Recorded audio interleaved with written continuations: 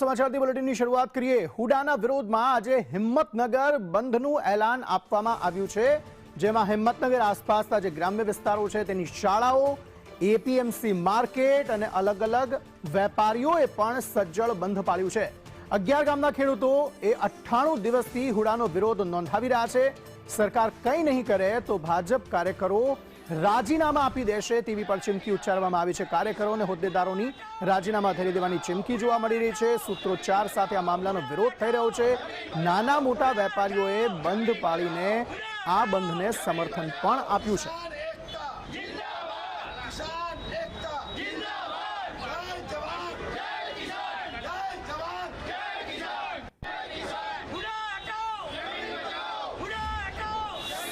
આજરોજ હિંમતનગરમાં બંધનું એલાન હોવાથી અમારી શાળામાં વિદ્યાર્થીઓ આવ્યા નથી, એટલે તેમનું શિક્ષણ કાર્ય ચાલુ નથી।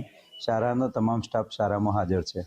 ઓફિશિયલી બધા શિક્ષકો પોતપોતાનું કામ કરે છે, બાળકો આવ્યા નથી। હુડા સંકલન સમિતિના હુડા વિરોધ મામલે ઘણી બધી બેઠકો, યોજનાઓ અને યાત્રાઓ રેલી સ્વરૂપે કાઢી હતી ને ત્યારબાદ જ્યારે આજે હિંમતનગર બંધ મામલે આજે જે હિંમતનગરનું પ્રખ્યાત એવું જે જૂના બજાર સદંતર જે વેપારી એસોસિએશન વેપારી મંડળે બંધ પાડ્યું છે।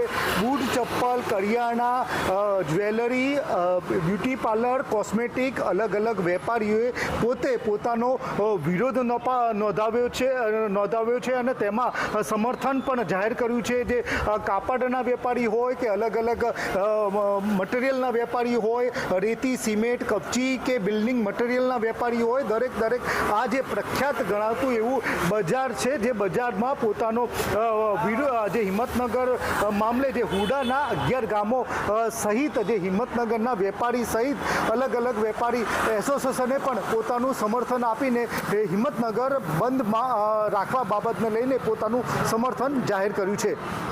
હિતેશ રાવલ, સંદેશ ન્યૂઝ, હિંમતનગર।